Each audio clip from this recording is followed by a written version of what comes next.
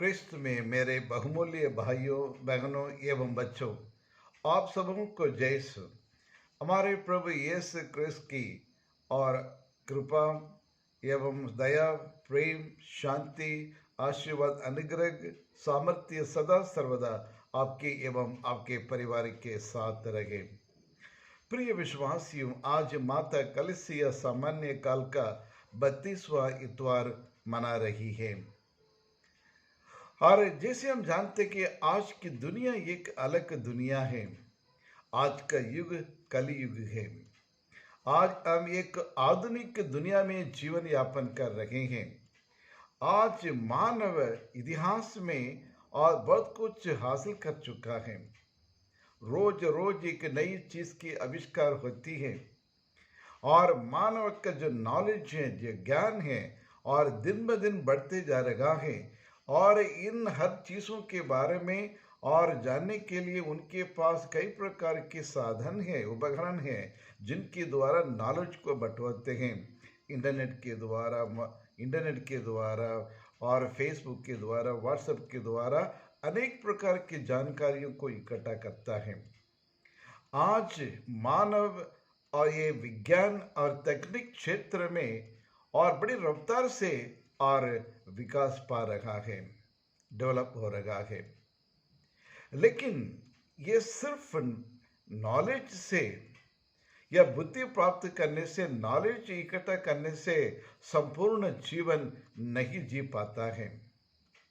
या मानव एक संपूर्ण जीवन जीने के लिए और एक आध्यात्मिक जीवन जीने के लिए या ईश्वर के ज्ञान प्राप्त करने के लिए और ईश्वर के बारे में सक्रिय रूप से और जानने के लिए, परखने के लिए ये कुछ चीज की आवश्यकता होती है, और वो है प्रज्ञा, द विजडम।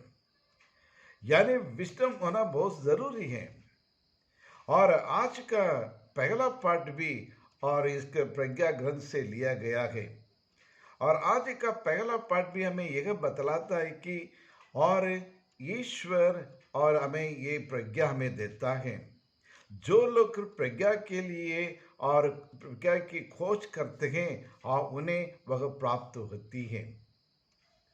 और इतना ही नहीं, और जिनके पास वो प्रज्ञा है और वह ईश्वर को अच्छी तरह से और जान सकता है और जीवन में अच्छाई किया, बुराई किया और इन दोनों को फर्क किया करके उसके बारे में और उनको जानकारी मिल जाती है।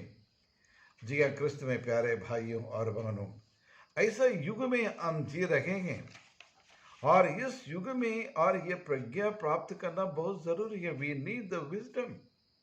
आज ये हर प्रकार की इंफॉर्मेशन या नॉलेज आपके फिंगर टिप्स में मिल जाता है, लेकिन प्रज्ञा, विजडम ऐसा नहीं मिलता है। और प्रज्ञा तो ईश्वर का वरदान है, ईश्वर का देन है।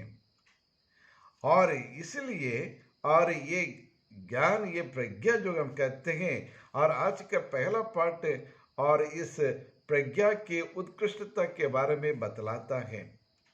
जो लोग इसकी खोज करते हैं और उन्हें वो प्राप्त हो जाता है। और ये प्रज्ञा कभी मिटने वाला नहीं है, ये हमेशा अमर रहती है। जी हाँ प्रिय विश्वासियों, यही आज का पहले पाठ का सारांश है। आज का दूसरा पाठ थिस्सलुनीके के नाम संत पौलुस का पहला पत्र में हमें देखने को मिलता है कि और अंतिम प्रभु यीशु के दूसरा आगमन के बारे में हमें बतलाता है। जैसे पूजन पद्धति का वर्ष समाप्त होने वाले हैं, तो दूसरा आगमन के बारे में बताना शुरू कर दिया है। जी हाँ प्रिय विश्वासियों, और इसलिए दूसरे आगमन से हमें डरने की जरूरत नहीं है और भयभीत होने की आवश्यकता नहीं है। यीशु का दूसरा आगमन तो आना ही है और सदियों से लोग बेसब्री से इंतजार कर रहे हैं। और प्रभु का दूसरा आगमन कब आगा, प्रभु यीशु के दूसरे आगमन में उनका दर्शन पाने के लिए हमें क्या क्या करने चाहिए, क्या क्या तैयारियां करनी चाहिए करके कई और ये नबी लोग ने हमें बता चुके हैं। प्रभु यीशु स्वयं भी हमें बता चुके हैं। जी हाँ, कृष्ण में प्यारे भाइयों और बहनों, आज का समाचार संत मत्ती सुसमाचार अध्याय 25 है, पद के 1 से 13 है। यहाँ 10 कार्यों की और दृष्टांत के द्वारा भी हमें यह संदेश दिया जा रहा है, प्रभु का दूसरा आगमन बहुत जल्द आने वाला है। The time delay no more, the lord is going to come. और यानी ईश्वर बहुत जल्दी इस संसार में आने वाला है, प्रभु का दूसरा आगमन जल्दी आने वाला है। इसलिए समय ना गवाते हुए उसकी की तैयारी में जुटे रहो करके हमें एक संदेश देता है। जी हाँ प्रिय विश्वासियों, और इसलिए बाइबल बार बार हमें कहती है, जागते रहो, सतर्क रहो, हमेशा तैयार रहो, नित्य प्रार्थना करते रहो करके बार बार एक संदेश, एक चेतावनी हमें देता रहता है सारे सुसमाचार।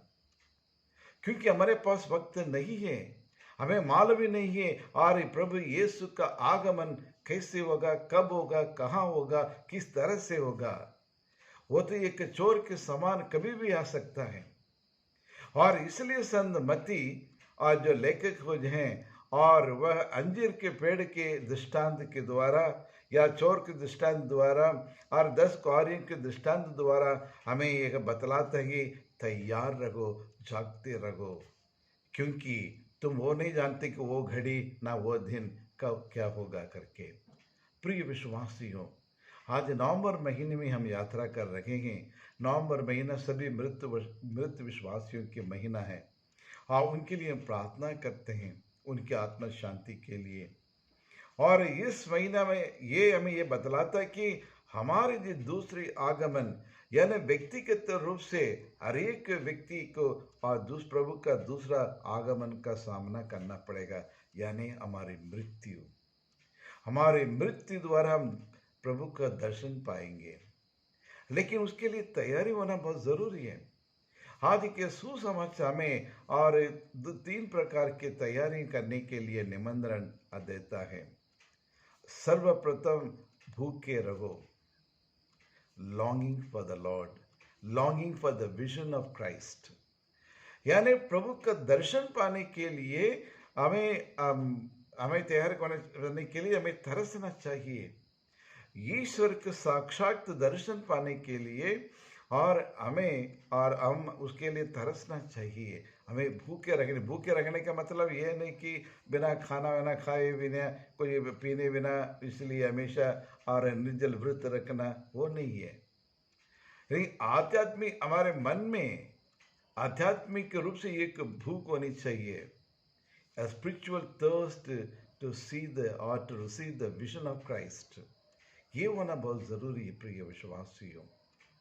और बाइबल में हम देखते हैं कितने सारे लोग, मूसा को देखिए, अब्राहम देखिए, मूसा को देखिए और याकूब को देखिए और दाऊद राजा को देखिए, इन सारे नबियों ने और अच्छी तरह से जानते हैं प्रभु का दर्शन पाने के लिए भूखे प्यासे थे, और इसलिए और प्रातः काल में और ईश्वर से प्रार्थना करने के लिए निकल पड़े।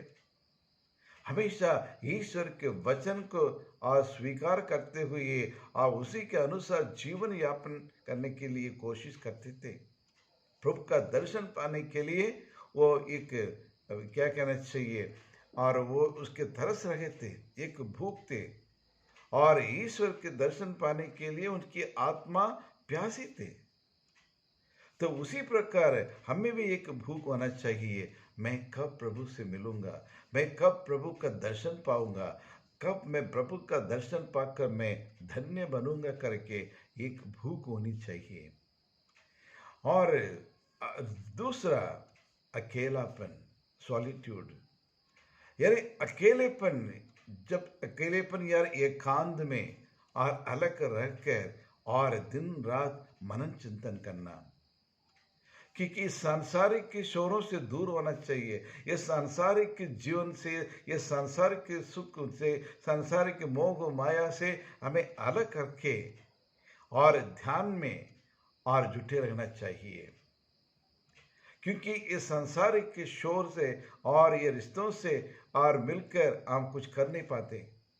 इसलिए मनन चिंतन करने के लिए, ध्यान करने के लिए और एकांत में हमें रहकर और उसकी तैयारी करनी चाहिए। जी हाँ प्रिय विश्वासियों, और अंतिम अंतिम में और ये तीसरा ये तरीका है, और वह है जागते रहना। दिन हो या रात हो, या ये जागते रहने का मतलब ये नहीं कि आंखें खोल के रखना, ऐसा नहीं है। खुले आंख में बैठे रखना, ऐसा नहीं है। हमारा मन में जागरूकता होना बहुत ज़रूरी है और सतर्क रहना बहुत ज़रूरी है।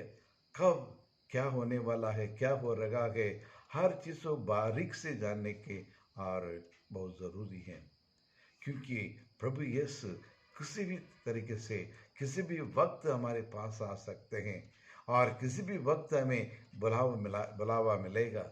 और इसीलिए हर पल पल हमें सतर्क रहना, जागते रखना बहुत ज़रूरी है। इन तीनों के द्वारा ही हम प्रभु के दूसरे आगमन के लिए उचित तैयारी हम कर सकते हैं। प्रिय विश्वासियों, आइए, समय बहुत कम बचा है। आज दुनिया के देख के लगता है कि वहाँ लड़ाई, और जहाँ पैलेस्तीन और इसराइल के बीच में, रशिया यूक्रेन के बीच में, और देश की पूरे दुनिया में हर देश में न किसी प्रकार की समस्या से आज देश जूझ रहा है। ये शांति धीरे धीरे भंग होती जा रही है। इंसान एक दूसरे से नफरत करते हैं, एक दूसरे को दबाने के लिए, एक दूसरे को उनके नीचा करने में लगे हुए हैं। और इसलिए प्रिय विश्वासियों, और हमें तैयारी करना बहुत ज़रूरी है, आध्यात्मिक तैयारी करना बहुत ज़रूरी है। और ये पाठ हमें यह बतलाता है कि सतर्क रहो, जागते रहो, क्योंकि प्रभु यीशु का दूसरा आगमन जल्द आने वाला है।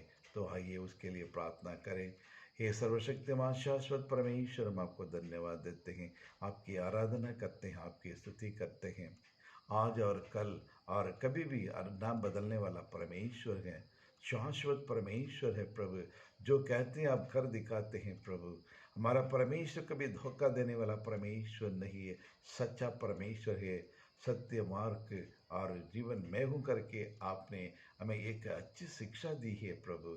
आपके कृपा के लिए, आपके वरदान के लिए, अनुग्रह के लिए हम कोटि कोटि धन्यवाद देते हैं।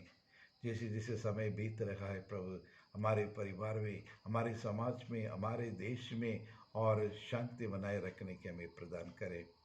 आज हमारे हिंदू भाई बहन और आज दीपावली का पर्व मना रहे हैं, और उन्हें भी आशीष दे ताकि वो बिना कोई दुर्घटना और अच्छी तरह से उसको अच्छी तरह से उसे मना सकें। और द फेस्टिवल ऑफ लाइट्स, प्रभु यीशु ही और ये संसार की ज्योति है, और इसी को अलग अलग तरीके से अलग अलग लोग मनाते हैं।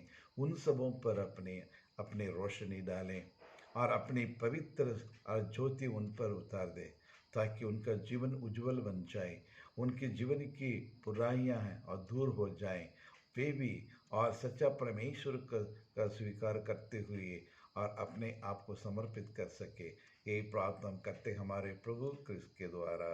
आमीन, आमीन।